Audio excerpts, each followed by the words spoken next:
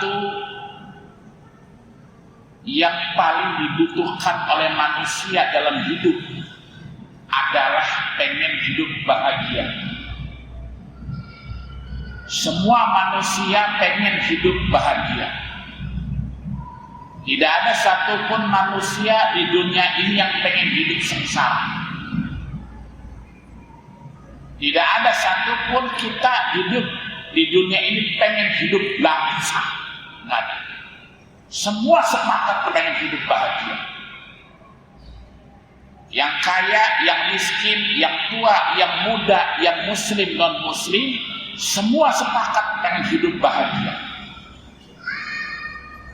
Cuman kan masalahnya, yang jadi masalah itu kan perspektif kita memahami bahagia itu beda-beda. Pemahaman kita tentang makna atau arti bahagia nggak sama. Tergantung kondisi, tergantung situasi, tergantung kebutuhan.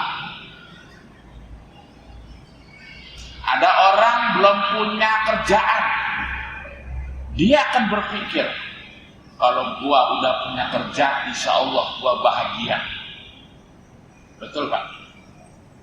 Udah dikasih kerjaan sama Allah, beda lagi ngomongnya. Kalau gua udah kerja, gaji UMR, ya Allah enak banget ya. Udah dikasih kerja, udah dikasih gaji UMR, beda lagi. Ya Allah, kerja udah 10 tahun, gaji cuma UMR, ya Allah, kalau tunjangan kinerjanya naik, alhamdulillah.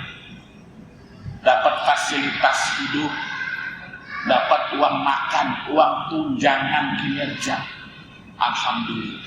Ngomongnya beda. Orang kalau belum punya rumah, beda ngomongnya. Ya Allah, mudah-mudahan tahun ini bisa punya rumah. Udah dikasih rumah sama Allah, beda lagi ngomong. Ya Allah, mudah-mudahan besok-besok bisa punya rumah di pinggir jalan, ada garasi mobil, fasilitas lengkap. Udah rumah pindah ke pinggir jalan, fasilitas lengkap, ada garasi mobil, beda lagi ngomong. Ya Allah, kalau udah punya rumah, mobil udah ada, rumah tingkat, kalau punya rumah kontrakan 5 pintu aja, ini kayaknya bahagia banget. Yang belum punya bini, beda ngomongnya. Udah punya bini, kalau gua ini udah umur 30 tahun, Masya Allah belum ada yang mau sama gua. Ya Allah, enak banget ya punya bini. Kalau makan dimasakin, kalau mau baju kotor dicuciin, kalau mau tidur dikelonin, bukan ditidurin, bukan, dikelonin. Enak banget. Dikasih tuh sama Allah bini, setahun, 2 tahun, 3 tahun, 4 tahun, ngomongnya beda lagi. Ya Allah, kalau gua udah punya bini, enak banget ya. Udah bertahun-tahun makannya sayur asem, sekali-kali makan sop iga. Kalau nambah bini kayaknya nikmat banget, kayaknya itu berkah, kayaknya bahagia banget. Orang udah punya bini 1, 2, beda lagi ngomong. Kenapa berbeda-beda? Karena kebutuhan kita itu, kebutuhan permintaan tentang bahagia itu karena masih dalam urusan dengkul sama perut, masih urusannya manusiawi, masih nafsu. Ya Allah, gua udah 5 tahun di partai, kayaknya enak kita jadi anggota legislatif. Udah dikasih anggota legislatif, ya Allah, ada anggota yang mana? Nggak jadi urut ini, kata-katanya di cancel ya, karena ada orang nggak jadi. Nah, jamaah sekalian rahimakumullah. Jadi urusan yang tadi namanya kebahagiaan itu berbeda-beda karena masih urusan perut, masih urusan dengkul sama perut. Dan kebahagiaan yang tadi disebutkan itu nggak bakal lama, akan hilang. Tapi intinya adalah yang namanya bahagia itu bukan dilihat dari kayanya. Orang kaya, pertanyaannya adalah apakah orang kaya itu hidupnya bahagia? Atau orang miskin, apakah hidupnya sengsara? Ini perlu pembuktian. Saya punya teman orang kaya, mobilnya Alfa. Dia pernah bilang sama saya, Pak Ustaz, tadi saya dari kampung ngeliat ada tukang becak duduk tidur di becak di bawah pohon, nikmat dan bahagia banget. Kayaknya enak tidurnya tukang becak itu enak, kata orang kaya. Saya pengen tidur kayak gitu tuh. Saya tidur kayak gitu tuh susah. Lagi tidur enak-enak ada telepon, lagi tidur enak-enak ada tagihan, lagi tidur enak-enak ada jadwal meeting dan sebagainya. Orang kaya mandang tidur becak itu nikmat, bahagia. Begitu ke sebaliknya, tukang becak mandang orang yang ada di dalam mobil Fortuner, mobil Alfa itu beda, bahagia banget. Kapan ya saya jadi orang kaya, mobilnya lengkap, tidur di spring bed, rumah mewah, AC, fasilitas lengkap. Orang kaya mandang orang miskin beda, orang miskin mandang orang kaya beda. Ya, jadi permasalahannya adalah kekayaan itu bukan cuan. Kekayaan itu, kebahagiaan itu bukan di harta. Kebahagiaan itu bukan di gelar. Kebahagiaan itu bukan di kekayaan. Tapi kebahagiaan itu ada di hati. Tapi Islam mengajarkan, memberikan solusi kepada kita. Yang namanya bahagia itu Allah kasih jelas. Lihat surah Al-Mu'minun. Bismillahirrahmanirrahim. Qad aflahal mu'minun. Sungguh bahagia orang-orang beriman. Jadi orang beriman itu adalah orang-orang bahagia. Siapa itu yang bahagia? Dijelaskan di ayat selanjutnya.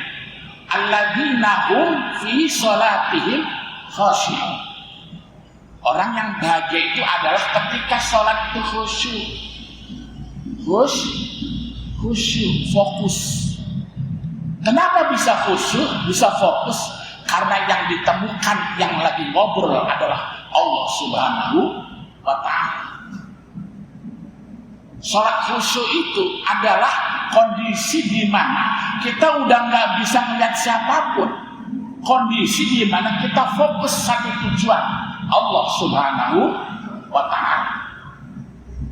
Kalau kita sedang ngobrol sama Allah, itu insya Allah bahagia. Kenapa? Lagi ngobrol sama kekasih hati, lagi ngobrol sama idola dunia akhirat. Kita kalau lagi ngobrol sama cewek, ngobrol sama pacar, dulu waktu makan di mana soal itu makan? Di warung lah, di pinggir jalan lah, berdua itu endah banget, betul, endah banget, bahagia banget. Kucing lewat kita nggak tahu, mertua lewat nggak tahu. Kenapa? Fokus. Makanya kalau pengen sholat khusyuk, kita diajarkan oleh para ulama, kalau pengen sholat khusyuk, satu, pahami dulu apa yang kita ucapkan dalam sholat. Harus ngerti dulu kalimat-kalimat yang ada di dalam sholat, ngertiin dulu. Kan intinya orang komunikasi kan ngerti, paham. Kalau orang ngobrol nggak paham, kan orang gila.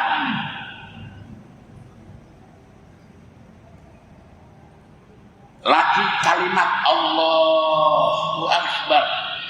translate nih otomatis nih hati kita nih. Allah Maha Besar. Alhamdulillahirabbil alamin. Ada nih hati nih lagi ngejak arti ini. Segala puja dan puji bagi Allah, Tuhan semesta alam. Ar-Rahmanir Rahim. Allah yang Maha Pengasih lagi Maha Penyayang. Jalan. Ini kalau orang khusyuk dipaham bahasa kayak gini-gini. Makanya kata Ustaz Adi Hidayat, udah umur 50-60 masih nggak ngerti ucapan Nabi sholat, susah, angel. Ya, makanya harus belajar, ngerti apa yang diomongin kepada Allah Subhanahu wa Ta'ala. Yang kedua, kata alim ulama, kalau pengen sholat khusyuk, kalau boleh pakaian yang kita pakai untuk sholat bersih, rapih, dan tidak ada kata-kata. Bersih, rapih, nggak ada gambar. Kan kalau ada gambar, itu kan setidak-tidaknya akan terbaca oleh kita. Saya lagi sholat, jadi makmum. Di depan saya ada jamaah lain. Habis ruku, Sami Allahu liman hamidah. Depan saya ada pakai kaos Kecap Bango nomor 1 di Indonesia. Mau nggak mau kebaca itu. Lagi ruku, bangun, Sami Allahu liman hamidah. Pilih saya nomor 2. Kerja sunset, makan siang gratis. Betul kan? Ada mau kayak gitu Pak? Kalau mau sholat bersih, kalau mau sholat nggak ada gambar-gambar. Ibu-ibu yang pakai mukena kalau bisa nggak ada yang namanya gambar-gambar. Putih, bersih, atau satu warna yang lain tapi nggak ada gambar. Tapi kalau ada motif batiknya di belakang, saya takut ibu-ibu di belakang banyak motif tafsir. Lagi ruku, Sami Allahu liman hamidah. Dilihat di depan ibu-ibu pakai mukena batik. Nanya dalam diri itu, saya itu batik bagus banget ya. Ini batik Pekalongan apa batik Solo? Banyak tuh kata-kata kayak gitu yang membuat kita ini nggak fokus ketika sholat. Jamaah sekalian rahimakumullah. Udah tadi? Udah belum? Udah. Yang kedua, siapakah karakteristik orang yang bahagia? Yang kedua dalam surah Al-Mu'minun, walladzina hum 'anil lagwi mu'ridun. Orang yang nggak suka ngerjain sesuatu yang nggak manfaat, itu orang bahagia. Orang bahagia itu adalah orang yang selalu apapun tindakannya itu membawa manfaat. Dia nggak mau yang leha-leha, itu nggak mau. Orang bahagia itu dalam surah Al-Mu'minun dijelaskan, apapun aktivitas, apapun perbuatannya, kudu memiliki manfaat. Baik manfaat untuk diri sendiri maupun manfaat untuk orang lain. Itu dua. Yang ketiga, jamaah sekalian rahimakumullah, walladzina hum bizakati fa'ilun. Orang yang bahagia itu adalah orang yang selalu punya prinsip tangan di atas lebih baik daripada tangan di bawah. Orang yang bahagia itu hidupnya selalu memberi, tidak menerima. Walaupun satu sisi kita terkadang menerima. Orang yang bahagia itu selalu sedekah, selalu infak, selalu memberikan kebaikan kepada orang lain, baik dengan hartanya, baik dengan tenaganya, ataupun pemikiran. Bizakati fa'ilun. Pertanyaannya adalah, apa sih hubungannya kebahagiaan dengan sedekah? Apa munasabah relationship antara zakat dengan kebahagiaan? Jawabannya di sains. Jawabannya di ilmu pengetahuan. Dalam sains, riset kedokteran, psikologi, itu dinyatakan saat orang memberikan hartanya kepada orang lain, ternyata diriset oleh kedokteran, dia akan melepaskan hormon-hormon jahat. Hormon-hormon yang ada di dalam kita yang disebut hormon dopamin. Hormon dopamin itu ada dalam diri kita dan harus dilepas. Ketika kita bersedekah, ketika kita berbuat baik, hormon dopamin akan lepas dan keluar dari tubuh kita. Kalau sudah tubuh ini keluar dari hormon dopamin, kata riset psikologi kedokteran menyatakan orang yang sering bersedekah wajahnya lebih baik dibandingkan orang yang nggak pernah sedekah. Orang yang suka bersedekah wajahnya lebih bercahaya dan umurnya relatif lebih panjang dibandingkan orang yang jarang bersedekah.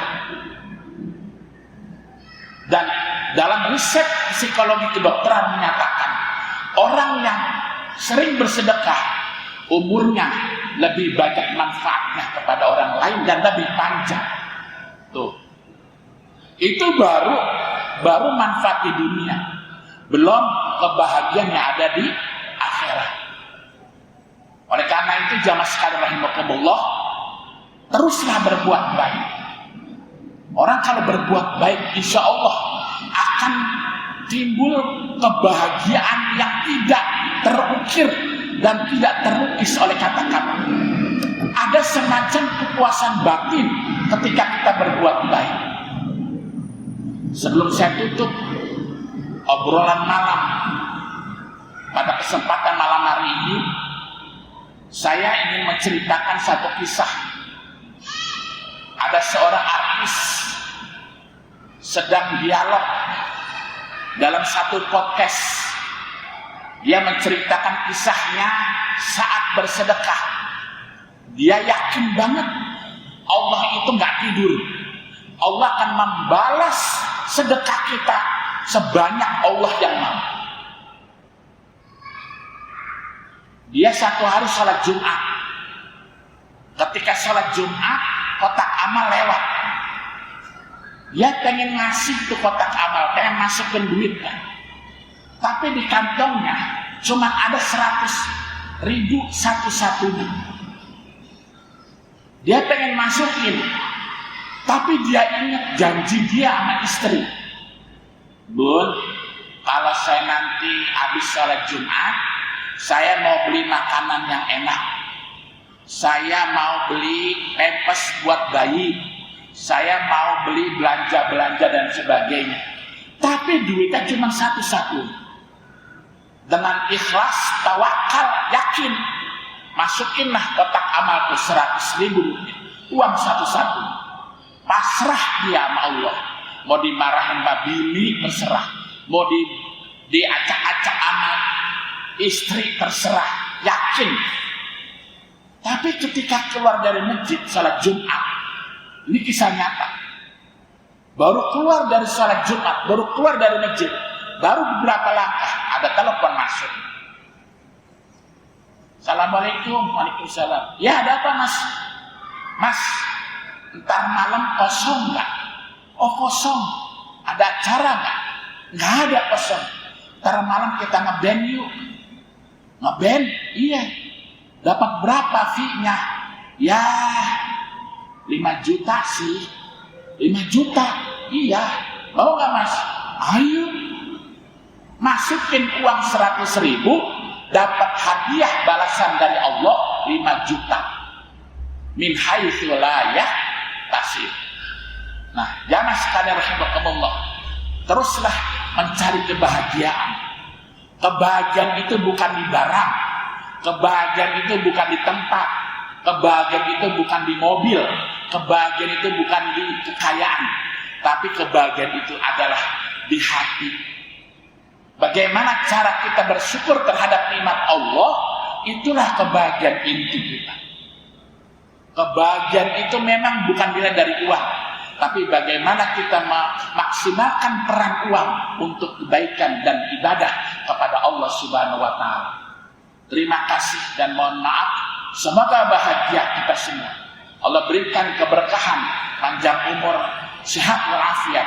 Amin ya rabbal alamin. Terima kasih. Mohon maaf. Allah muwaffiq ila aqwamit thoriq. Assalamualaikum warahmatullahi wabarakatuh.